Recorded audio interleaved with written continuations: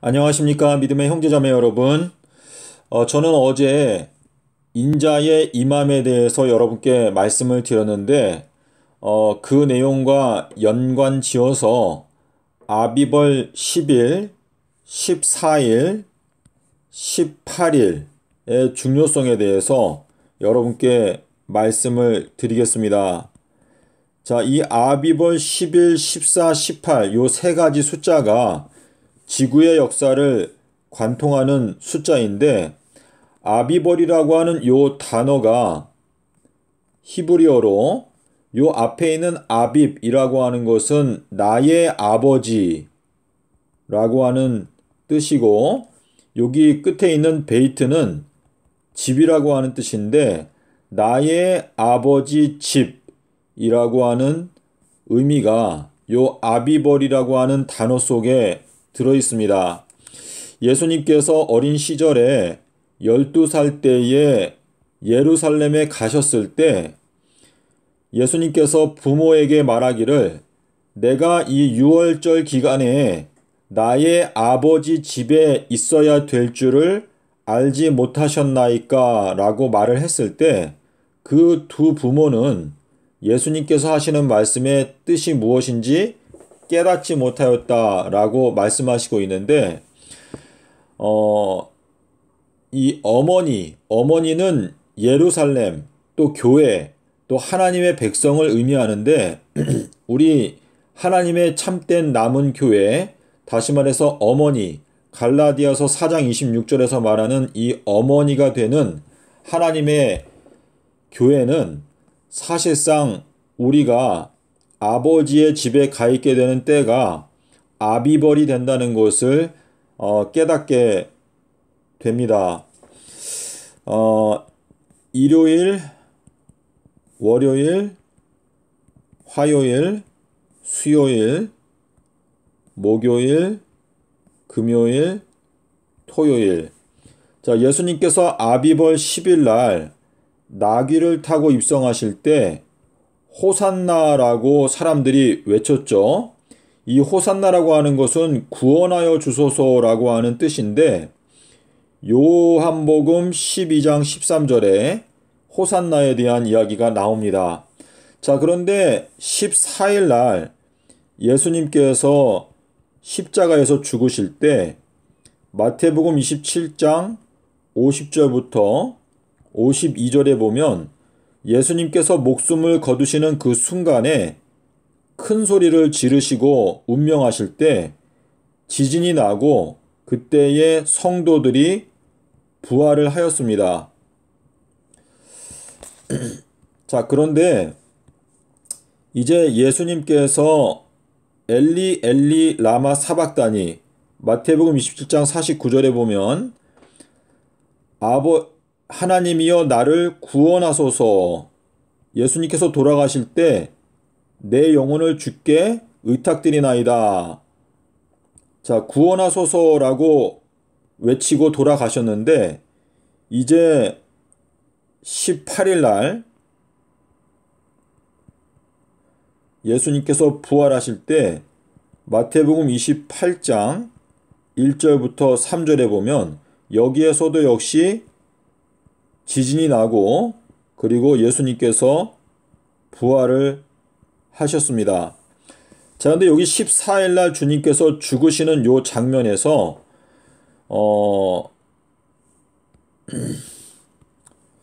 자, 누가복음 18장 34절로 제가 기억하는데요. 여러분께서 성경을 펴서 보시면 좋겠습니다. 누가복음 18장 32절. 예, 32절에 보면 여기에 보면 이방인이라고 하는 표현이 나오는데 이제 인자가 이방인의 손에 넘겨져서 죽임을 당하게 될 것이다 라고 말씀하시고 있는데요. 이 내용은 무엇인가 하면 14, 15, 16, 17 그러니까 14일부터 17일까지는 요거는 이방인의 손에 넘겨지시는 기간이다 라고 하는 뜻이고, 그리고 여기 10일부터 14일까지 10일부터 14일까지는 그러니까 여기가 10일이라고 하면 10일부터 14일까지는 요거는 유대인을 위한 기간이다 이라고 하는 의미가 되는데요. 주님께서 여러분께서 여기 구절을 보시면 호산나 하면서 구원하여 주소서라고 했는데 주님께서 돌아가시는 순간에 지진이 나고 성도들이 부활하였습니다. 자, 그리고 주님께서 돌아가시는 그 순간에 구원하소서라고 외치고 죽으셨는데 18일 날 지진이 나고 예수님께서 부활을 하셨습니다. 자, 이것은 아담과 하와가 범죄했던 때를 가리키는 숫자가 요 10일, 아비벌 10일 날, 요게 기원전 4001년도를 가리키는 것이고, BC. 요때 아담과 하와가 범죄했을 때, 우리를 구원하소서라고 크게 외친 것인데, 그리고 예수님께서 돌아가실 때에 아담과 하와 범죄 이후로 살았던 의인들이 이때 많이 부활을 하였다라고 말하고 있습니다.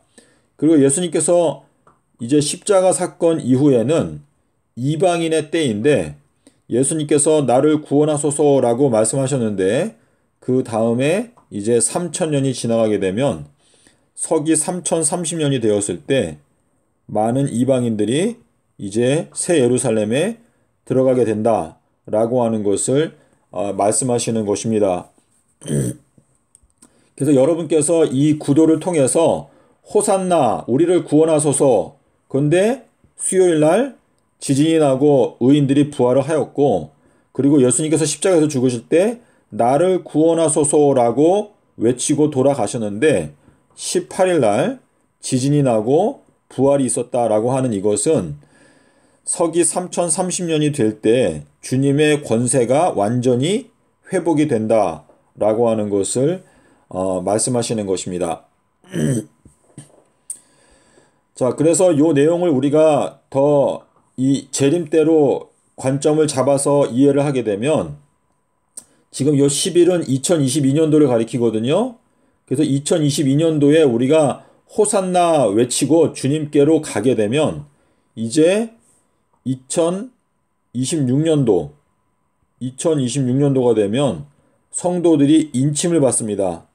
인침을 받는 것은 이제 주님의 자녀로 확정이 된다라고 하는 뜻이고, 그리고 이제 2026년도에 이방인들이 예수님께로 돌아오기 시작하면서 이때의 이방인들 중에서 주님께 나오는 자들은 2030년에 성도들의 승천이 있게 될 때 이때 수많은 이방인들이 구원을 받게 된다라고 하는 의미가 되겠습니다.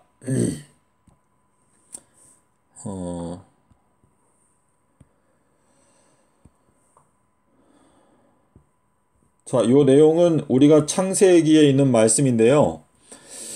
예수님께서 침례를 받고 기도하실 때에 하늘이 열렸다. 근데 요것이 AD 26년도인데 요 AD 26년이 이 마지막 때에는 2022년도를 가리키고 있는 것입니다.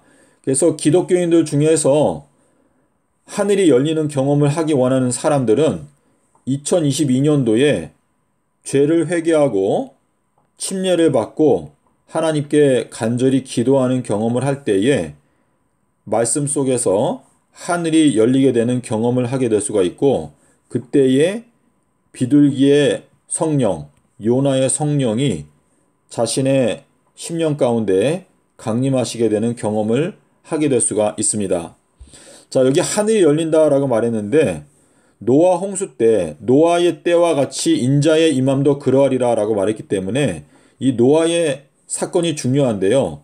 노아가 600세가 되던 해에 깊은 샘이 터지고 하늘이 창문들이 열렸다. 자, 깊은 샘이라고 하는 것은 진리를 말하는 것이고 하늘의 창들이 열렸다. 이것도 역시 진리가 열린다라고 하는 뜻인데, 하늘의 창들이 열리면서 비가 쏟아져서 물이 강하여, 우리 원어에 보면 물이 강하다라고 되어 있는데 물이 강하여, 이 강하다라고 하는 건 지혜를 뜻하는 것이죠.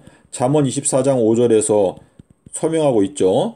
그래서 물이 강하여 높은 산들 위로 15규빗이 더 올라갔다 라고 말하고 있는데, 이것은 사실상 이 아비벌 15일을 말씀하실 의도로 여기 15라고 하는 숫자를 여기에 사용하신 것인데, 이 내용은 제가 조금 있다가 원어를 보여드리면서 설명을 드릴 텐데요. 원어에 보면 여기 15규빗이 오른다라고 말할 때 여기에 보면은 15규빗이 덮었다라고 말하고 있습니다. 덮었다. 근데 이 덮어버린다라고 하는 단어가 히브리어로 캐세이거든요. 캐세. 근데 요것이 3680인데 요 3680이라고 하는 요 단어에서 무엇이 왔냐면은 캐세가 왔어요. 캐세. 요게 뭐냐면 보름달이고 그리고 하나님의 보좌인데, 여기에 나오는 3680이랑 똑같은 단어가 어디에 나오냐면 욥기서 26장 9절에 보면 여기에는 이 보좌 그리고 보름달이라고 하는 요 단어가 정확하게 3680과 똑같은 캐세 해에서 이 똑같은 단어를 사용하고 있거든요. 그래서 지금 지금 창세기 7장 20절에서 말씀하시는 건 뭐냐면 하늘의 창들이 열려서 또 깊은 샘이 터져서 진리의 말씀들이 그냥 넘쳐나게 되면 이 산들은 하나님에 대항해서 높아진 교만한 자들을 말하는 것인데 거짓된 교리들을 말하는 것입니다. 하나님에 대항해서 높아진 바벨탑과 같은 존재들, 그러한 것들을 말하는 것인데 그 진리의 말씀이 그 높은 산들 위로 강하기 때문에 그 산들을 덮어버리고 그 위로 올라가서 산들을 덮는다. 근데 이 덮는다라고 하는 요 단어가 보름달과 보좌라고 하는 단어와 어근이 똑같고, 더군다나 욥기서 26장 9절은요. 요 덮는다라고 하는 단어랑 똑같은 단어가 보좌, 보름달로 사용이 되었습니다.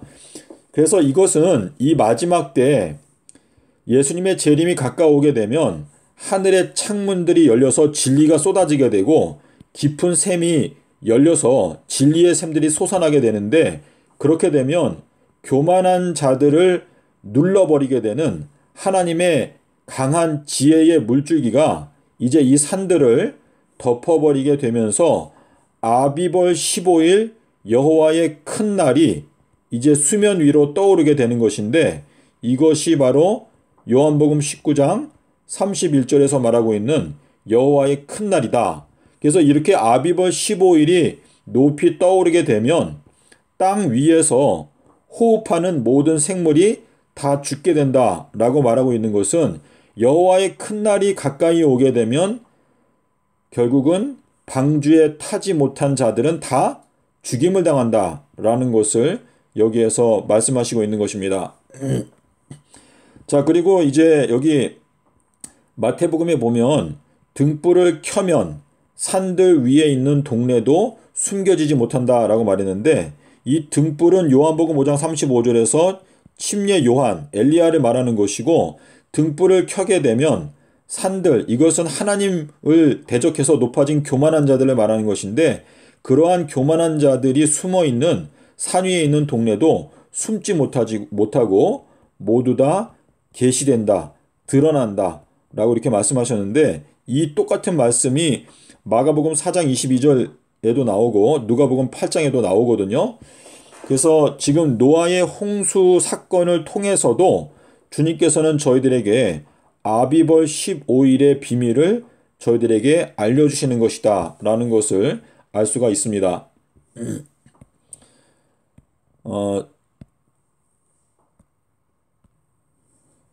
네, 여러분 화면에 보시는 것이 지금 창세기 7장 20절의 원문인데요. 여기 20이라고 하는 숫자, 여기에서부터 왼쪽으로 읽어 나가는 것인데 15규빗이 위로 떠올랐다라고 말하고 있는데, 여기에 보면 1396이 보이시죠? 요 1396이 뭐냐면 강하다라고 하는 단어이고, 그리고 3680 이거는 덮는다라고 하는 단어인데, 제가 요거를 캡처를 해서 여러분께 보여드리겠습니다. 자, 여기 보면은 1396 요거는 가브리엘 할 때 가브르인데, 요 가브르라고 하는 요 단어는 강하다라고 하는 단어거든요. 근데 요 강하다라고 하는 요 단어를 이해하기 위해서는 잠언 24장 5절에 가면 지혜가 있는 자는 강하다라고 말씀을 하셨습니다. 그래서 이 지혜가 결국은 이 세상을 이기는 힘이다라고 하는 뜻인데, 잠언 4장 9절에 가면은 뭐라고 그랬죠? 지혜가 제일이니까 지혜를 얻으라. 지혜가 너에게 영화로운 면류관을 줄 것이다 라고 이렇게 말씀하셨습니다. 근데 여기에 보니까 물이 15규빗의 그 물이 강하기 때문에, 물이 강하여서 덮었다. 근데 산들을 덮었다 라고 말하는데, 여기에 말하는 3680이라고 하는 요거는 캐세. 자, 원래 기본형이 뭐냐면 캐세라고 이렇게 기록하는데요. 요 캐세라고 하는 요 단어가 욥기서 26장 9절에 가게 되면 거기에는 요 똑같은 요 캐세라고 하는 요 단어가 보름달, 여호와께서는 보름달을 가리우신다. 또 어떤 번역에는 보좌를 가리우신다라고, 이게 구름으로 가리우신다라고 표현이 되어져 있습니다. 그래서 지금 창세기 7장 20절에 그 핵심적인 의미, 하나님께서 우리에게 전달하고자 하는 의미는 무엇인가 하면, 하늘의 창이 열리고 깊은 섬이 터지게 되면서 이제 노아가 600세 될 때, 600세라고 하는 것은 이 지구의 역사가 이제 6천년이 되게 되었을 때에는 이제 진리의 샘이 열리게 되면서 물이 차올라서 이 세상에 교만하게 높아진 높은 산들을 이제 진리의 말씀으로 다 억압하여 누르고 덮어버리게 되는 것인데, 그 물이, 진리의 물들이 강하기 때문에, 가부르 강하기 때문에, 이것은 지혜의 샘물을 말하는 것인데, 이 지혜의 샘물이 강하기 때문에 산들 위로 올라와 가지고 15규빗을 더 그 물이 올라왔다. 이 15규빗이 지구 전체를 덮는 물의 양이 15규빗이 올라왔다라고 하는 것은 엄청난 양인데, 이 15규빗이 우리한테 증거하는 것은 아비벌 15일을 말하는 것이죠. 잠언 7장 20절에 보면 남편께서는 보름날 오신다, 아비벌 15일날 오신다 라고 하는 요 내용 속에서 이 여호와의 큰 날, 이 큰 날이 오게 되면, 자, 노아 홍수도 사실상은 여호와의 큰 날이죠. 왜냐하면 노아 방주에 탔던 8명만 빼고 전부 다 심판을 받고 죽었기 때문에 여호와의 큰 날인데, 이때에 15규빗의 물이 산의 가장 높은 산보다 더 높이 올라갔다라고 하는 그 말은 아비벌 15일을 우리한테 설명하시기 위해서 이 창세기 7장 20절을 기록해 놓으신 거다라는 것을 저희가 알 수가 있습니다.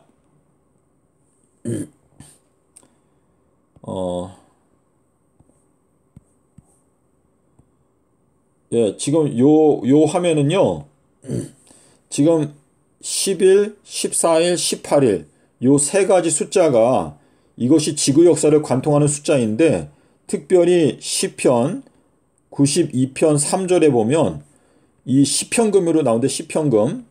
자, 이 시편금이라고 하는 것은 원어에 보면 현금은 없고 10이라고 있어요. 10.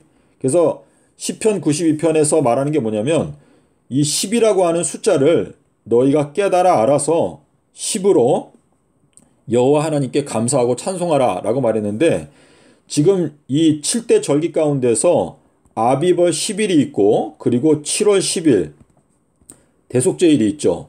자, 1월 10일은 출애굽기 12장 3절에서 너희가 양을 선택하라 라고 말했고, 대속죄일은 레위기서 23장 29절인가요? 여기에 가면 이제 대속죄일에 대해서 말씀하시고 있는데, 1월 10일이나 7월 10일이나 이게 둘 다 시편금을 말하는 것이거든요.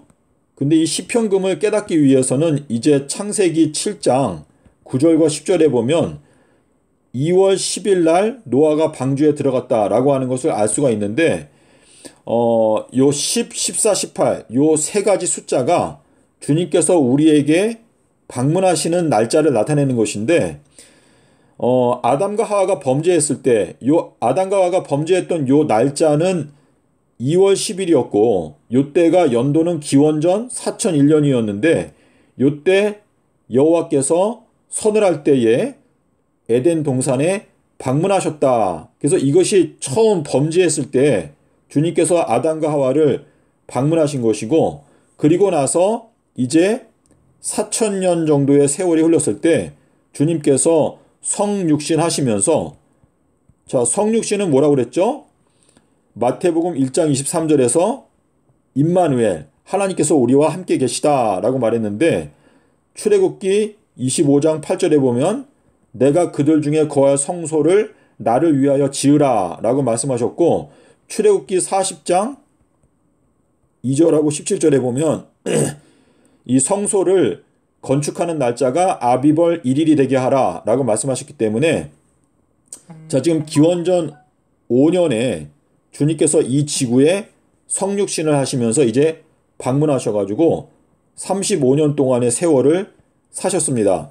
자 그리고 나서 이제 예수님께서 하늘로 승천하셔가지고 하나님 보좌 우편에 앉으셨는데 3000년의 세월이 흘러갈 때까지 주님께서는 보좌에 앉아서 기다리시고 모든 원수들이 예수님의 발 밑에 굴복하게 되고 무릎 꿇게 될 때까지 기다리시는데 이제 서기 3030년이 되면 이때에 이제 주님께서 모든 원수들이 주님께 무릎을 꿇게 될 때 그때에 새 예루살렘과 함께 이 지구에 오신다 라고 하는 것이 계시록 1장 7절에 보면 그를 찌른 자들도 볼터이요 라고 말씀을 하시면서 구름과 함께 오신다 구름을 타고 오신다 라고 말씀을 하시고 있습니다. 그래서 우리가 이 세 번의 강림하심 기원전 4001년도에 그리고 기원전 5년에 오셔서 십자가 사건을 완성하시고 그리고 서기 3030년도에 이제 새 예루살렘과 함께 오신다 라고 하는 것인데 2030년의 경우에는 이것은 이 안식년이기 때문에 이제 우리가 주님의 안식에 들어가서 1000년이라고 하는 기간 동안에 이 지구의 역사를 다 결산하고 악한 자들에 대해서 살피고 모든 것을 결산하며 또 1000년 동안 우리가 어린 양의 신부가 되기 위해서 1000년 동안에 우리가 단장을 한다 라고 하는 의미가 되겠습니다.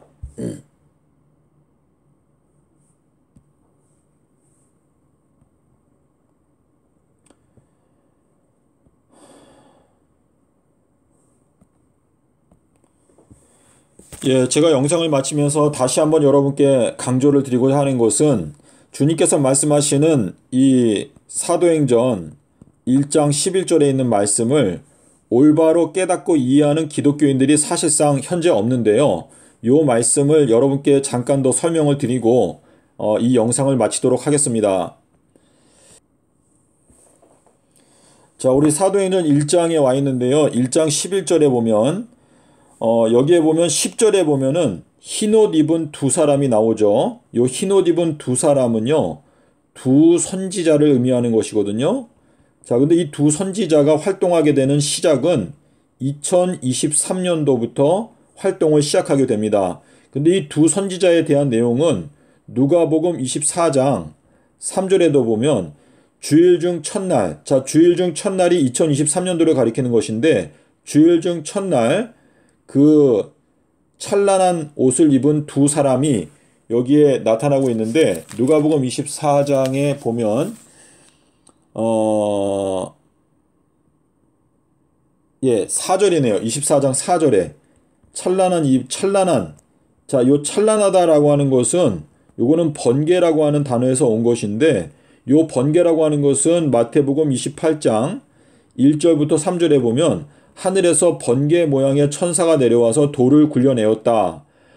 그럼 이 돌이라고 하는 것은 지금까지 임봉되어져 있었던 이 무덤의 비밀을 말하는 것인데 그것이 굴려지게 되는 때가 이제 곧 온다. 주일 중 첫날이 되면 완전히 그것이 굴려지게 된다 라고 하는 뜻인데, 지금 흰 옷 입은 두 사람이 갈릴리 사람들에게 말하기를 너희들은 어찌하여 서서 하늘만 쳐다보고 있느냐. 하늘만 쳐다보고 있다고 해서 누군가가 하늘에서 내려오는 것이 아니고 너희 가운데서 하늘로 올라가신 이 예수님은 너희가 그분이 하늘로 가는 것을 목격한 것처럼 재림 때에도 똑같은 방식으로 철장 남자가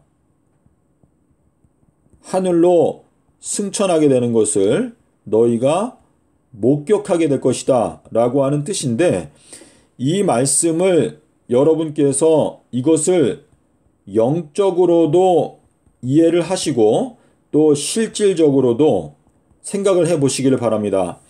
지금 우리가 여호와의 산에 오를 자 누구오며 그 거룩한 곳에 설 자가 누군고 라고 말할 때, 이 시온산이라고 하는 것은 우리 그리스도인들이 이 시온산 꼭대기에 올라가게 되면 여기에 깃발이 있는데, 이 깃발이 니시, 여호와 니시. 자, 니시는 히브리어로 14번째 글자하고 15번째 글자인데, 이것은 아비벌 14일의 비밀과 아비벌 15일 여호와의 큰 날의 비밀을 깨닫기 위해서 우리가 산을 올라가는 것을 말하는 것이거든요. 근데 여기에서 보면 지금 예수님께서 승천하시고 나서 2000년 동안에 진리의 말씀이 거의 다 사라져버리고 기독교회가 말 그대로 생수의 근원이신 예수님을 떠나서 지금 표류하고 있는데, 이 마지막 때에도 이제 주님께서 엘리야를 보내신다라고 말씀을 하셨고, 이제 철장 남자가 하나님의 보좌로 올라간다라고 말하고 있는 것은, 너희가 하늘만 쳐다보고 있는다고 해서 하늘에서 예수님께서 다시 오시는 것으로 너희가 이해를 하고 있지만, 사실은 그런 것이 아니라 지금 너희가 예수님이 하늘로 올라가는 것을 목격한 그 방식으로 재림이 가까워지게 되면 철장 남자가 하늘로 올라가게 되는 것을 너희가 보게 될 것이다. 그리고 두 선지자도 역시 이제 하늘로 올라가야 되는 것을 너희가 목격하게 될 것인데, 자, 이 두 선지자가 올라가는 것은 계시록 11장 11절부터 나오죠. 근데 여기에 보면은 구름을 입고 올라간다라고 말했습니다. 구름을 입고 올라간다라고 하는 것은 지금 이 재림이라고 하는 것은 먼저는 철장 남자가 올라간다고 말씀하셨고, 그리고 3년 반이 지난 다음에 두 선지자가 구름을 타고 올라간다라고 말했습니다.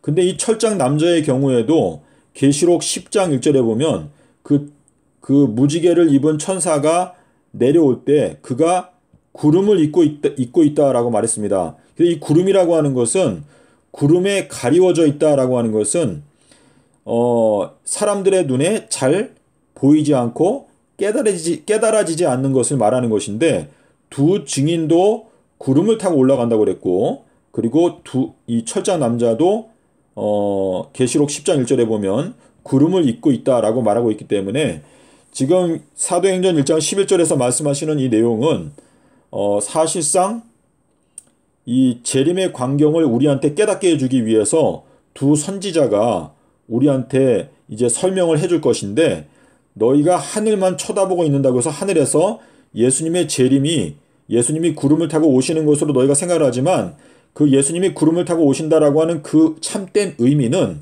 사실상 철장 남자가 하늘로 올라가게 되면서, 그리고 두 선지자가 하늘로 올라가게 되면서 재림이라고 하는 사건이 성취가 된다라고 하는 것을 설명하는 것인데, 2023년도에 철장 남자가 올라가고 2026년도에 두 선지자가 올라가고, 그리고 2030년도에 이제 남아있는 모든 성도들이 올라가게 된다라고 하는 것을 말씀하시는 것인데, 지금 2023년도 요때에, 그리고 2026년도, 2030년도 이렇게 세 번에 걸쳐서 승천이 있다라고 하는 의미가 되겠습니다. 주님께서는요, 이 기본적인 틀로 2023년, 2026년, 2030년을 말씀하셨지만은